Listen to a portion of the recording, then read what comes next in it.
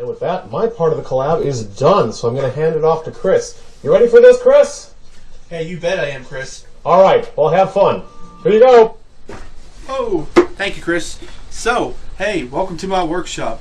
In today's video, I'm going to take what Chris had just made and turn it into what I'm calling the battery box.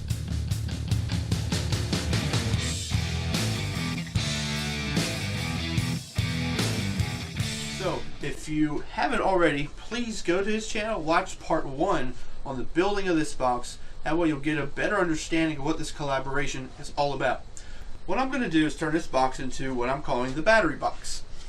In our house we've got batteries that are just everywhere in the house. They're in drawers, they're in cabinets, and sometimes we don't know if they're good or not.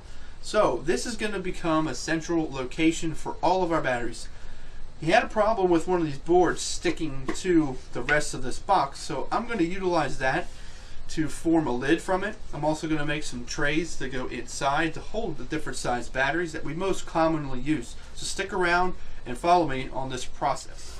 Okay, so here we go. Now, I don't know if you can really tell in my video, but this section is not really staying together. He has dowels in there, but it just kind of came apart. So what I'm going to do is I'm going to just go ahead and cut it off, and we're going to make that the door for this entire box.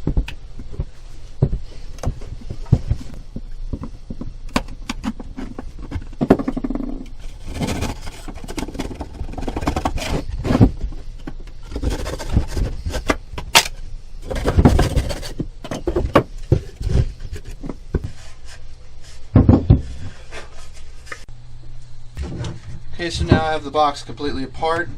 What I'm going to do now is measure the inside and come up with different size containers to house different size batteries.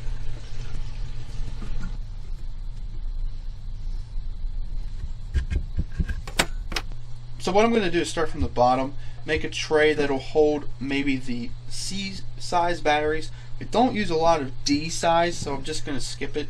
But we do have a lot of things in our household that have C batteries. So you can make this to fit D batteries or whatever batteries you use. Essentially what I'm going to do is C batteries, 9 volts, AA's and AAA's. And actually maybe a little drawer for the really small disc batteries, because we have a lot of needs for them as well.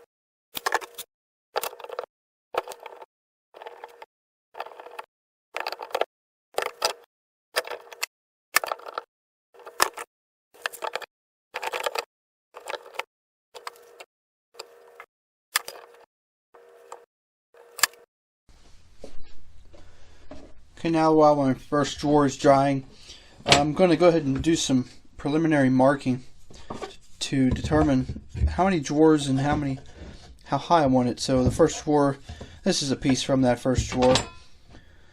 I'll just make a line, and I'm going to actually give a little bit of space there, probably about 1/8 of an inch. These are 1/4 inch pieces. What I'll end up doing is putting little 1/4 inch cube pieces of wood down in here to act as rail guides for the next drawer to set on. So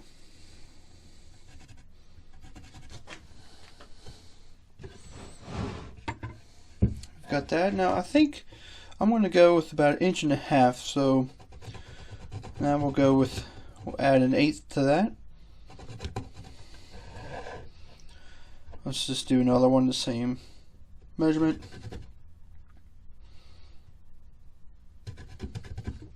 And then this top one will be slightly smaller, 1.5 inches, but it'll house a lot of the little batteries.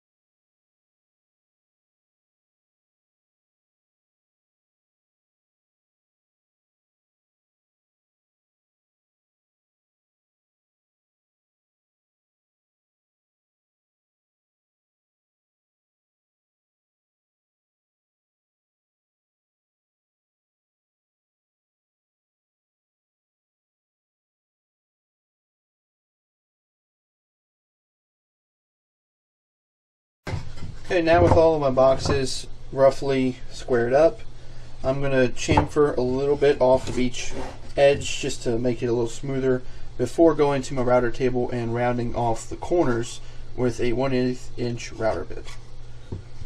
Okay, so I've got all my boxes routed out, got it chamfered on the ends.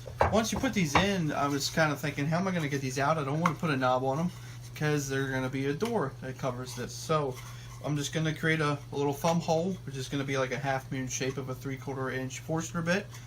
To do that, put together this quick little jig, and all it is 2 pieces of wood with a 3/4 inch Forstner bit hole in the center, and I've got it marked so halfway. So all I've got to do is take my box, slide it on, butt this up against it, and then go ahead and drill through the hole, which will then leave me with a half-cut moon shape.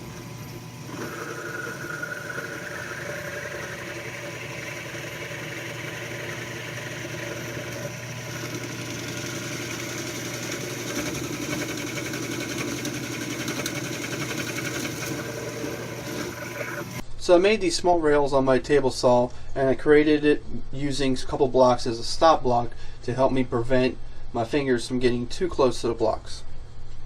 And then just using my pin nailer, I went ahead and glued and nailed these into the sides of the boards to act as rails.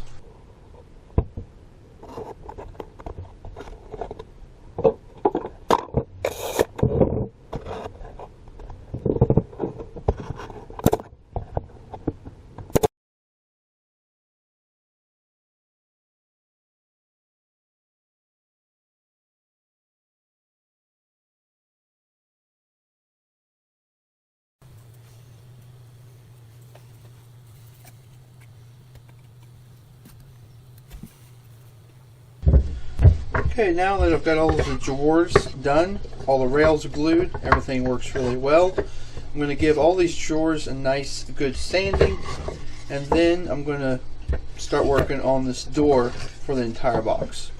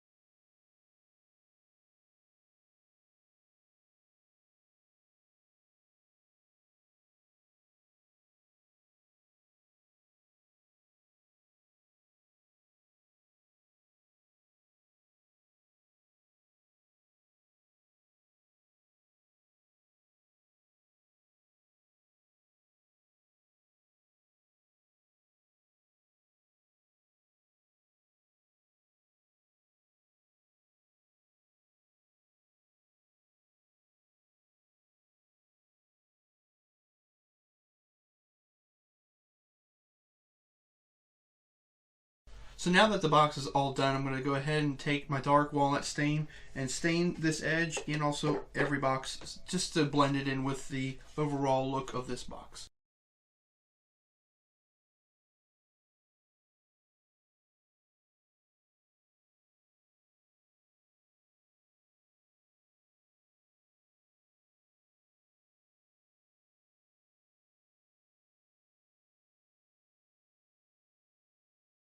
With the stain all dry, then I'll just apply some clear semi-gloss spray polyurethane.